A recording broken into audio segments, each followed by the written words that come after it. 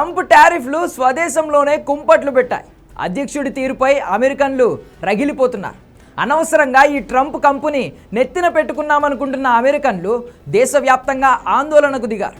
మరోవైపు రేట్లు పెరగక ముందే వస్తువుల కొనుగోలు కోసం స్టోర్లపై పడ్డారు.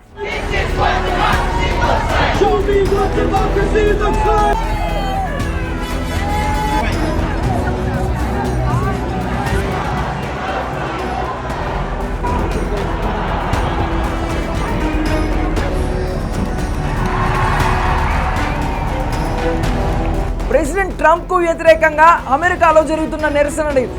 వాళ్ళ సంగతి తేలుస్తా, వీళ్ళ సంగతి తేలుస్తా అంటూ మధ్యలో మాపై పడ్డావేంటి అంటున్నారు అమెరికన్ సిటిజన్స్.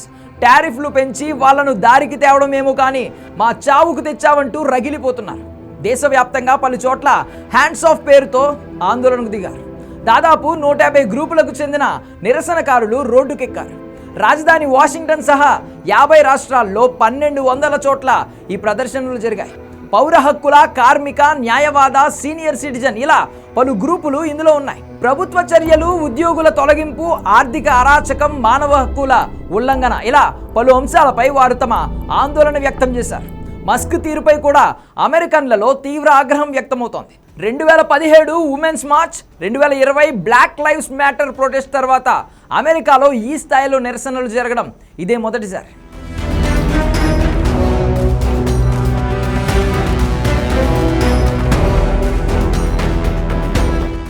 ట్రంప్ విధానాలకు వ్యతిరేకంగా ఈ నిరసన ప్రదర్శనలకు విపక్షాలు పిలుపునిచ్చాయి. ఉద్యోగుల తొలగింపు, డిపోర్టేషన్, ఆరోగ్య పథకాలకు నిధుల కోత, ట్రాన్స్జెండర్స్ హక్కుల తొలగింపు వంటి ఇతర వివాదాస్పద నిర్ణయాలకు వ్యతిరేకంగా విపక్షాలు పిలుపునిచ్చాయి. వీటిని క్రమంగా ఉధృతం చేయాలని అవి భావిస్తున్నాయి. ఇంత జరుగుతున్నా ప్రభుత్వం మాత్రం తన నిర్ణయాలను సమర్థించుకుంటోంది. అమెరికాను నెంబర్ 1గా నిలబెట్టేందుకు ఈ చర్యలు అని బలంగా చెబుతున్నారు ట్రంప్.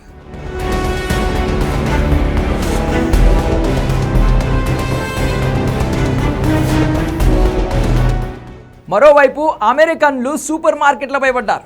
ఇప్పటికే వివిధ దేశాల నుంచి వస్తున్న ఉత్పత్తులపై 10% సుంకాలు విధిస్తున్నారు. త్వరలో పలు దేశాలపై ఆంక్షలు అమల్లోకి రానున్నాయి. ధరలు పెరిగేలోగానే వస్తువులు, నిత్యావసర వస్తువులు, ఎలక్ట్రానిక్ వస్తువులు కొనుగోలు చేస్తున్నారు. అమెరికాకు సీ ఫుడ్స్ వంటివి చైనా, భారత్ నుంచి ఎక్కువగా వస్తూ ఉంటాయి. ఇప్పుడు పన్ను పోటు పడడంతో వాటి రేట్లు కూడా భారీగా పెరుగుతున్నాయి. ఇతర దేశాల నుంచి వచ్చే వ్యవసాయ ఉత్పత్తుల రేట్లు కూడా కొండెక్కుతాయి. అందుకే ముందు జాగ్రత్తగా సాధ్యమైనంత కొనుగోలు చేసి స్టోర్ చేసుకుంటున్నారు. ఇక ఎలక్ట్రానిక్ వస్తువులకు డిమాండ్ ఒక్కసారిగా పెరిగిపోయింది. చైనా, తైవాన్ల నుంచి మరో 3 రోజుల తర్వాత వచ్చే షిప్మెంట్లపై భారీగా సుంకాలు వేయనున్నారు. ఇప్పుడు $100లకు వచ్చే వస్తువు ఆ తర్వాత $140 నుండి $150 పెట్టాల్సి వస్తుంది. అందుకే ధరలు పెరగక ముందే కొనుగోలు కోసం మార్ట్లు, స్టోర్ల బయట బాట పట్టారు. సూపర్ మార్కెట్లన్నీ కొనుగోలుదారులతో కిటకిటలాడుతున్నాయి. పప్పులు, కాఫీ, డైరీ ఉత్పత్తులు, మసాలా దినుసులు సహా అన్ని 4-5 నెలలకు సరిపడా కొని పట్టుకెళ్తున్నారు. వియత్నాం, చైనా నుంచి అమెరికాకు బట్టలు, షూలు, చెప్పులు దిగుమతి అవుతూ ఉంటాయి. వాటి రేట్లు పెరుగుతాయన్న భయంతో ఆ షాపుల్లోనూ రద్దీ కనిపిస్తోంది. యూరోపియన్ దేశాల నుంచి దిగుమతి అయ్యే వైన్, బీర్లు, స్కాచ్ ధరలు పెరుగుతూ ఉండడంతో లిక్కర్ కూడా భారీగా కొనేసి స్టోర్ చేసుకుంటున్నారు అమెరికన్లు.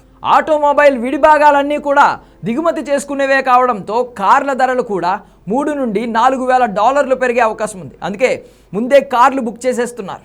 స్మార్ట్ ఫోన్లు, ల్యాప్టాప్లు, ట్యాబ్లెట్ల వంటివి చైనా, తైవాన్ల నుంచి వస్తూ ఉంటాయి. వాటికి మరో $400 నుండి $500 ఎక్కువ పెట్టాలన్న భయంతో ముందే కొనేస్తున్నారు అమెరికన్లు. చివరకు పిల్లల డైపర్లు కూడా వదలడం లేదు. ఓ అంచనా ప్రకారం అమెరికన్ల నెలవారీ సూపర్ మార్కెట్ బిల్ కనీసం $400 నుండి $500 పెరిగిపోతుందన్న ఒక అంచనా. సగటు అమెరికన్కు ఇది చాలా పెద్ద మొత్తం.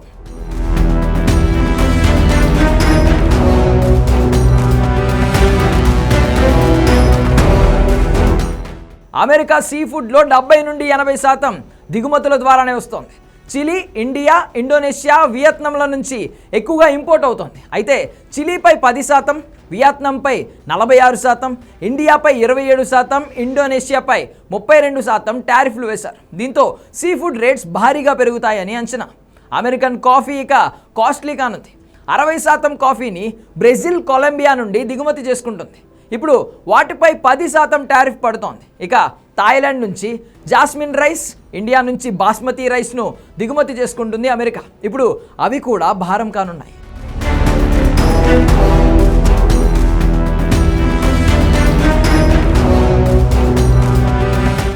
ట్రంప్ పైకి కాస్త బెంకంగానే ఉన్నా లోపల ఆయనకు కూడా కాస్త భయంగానే ఉన్నట్లు కనిపిస్తోంది.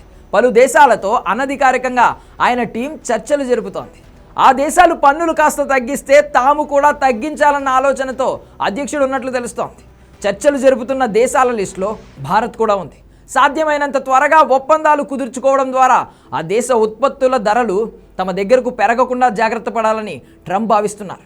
ఇప్పటికీ బాగానే ఉన్నా రానున్న రోజుల్లో అమెరికన్ల ఆగ్రహాన్ని తట్టుకోవడం ఈజీ కాదని ట్రంప్కు బాగా తెలుసు. అందుకే దీన్ని తెగేదాకా లాగకూడదని భావిస్తున్నారు. మొత్తానికి తన నిర్ణయంతో ప్రపంచ దేశాల సంగతేమో కానీ అమెరికన్ ప్రజలను కూడా ఇబ్బందుల్లోకి నెట్టారు ట్రంప్. మరి అమెరికన్ల ఆగ్రహం ఏ మలుపు తిరుగుతుందో చూడాలి మరి.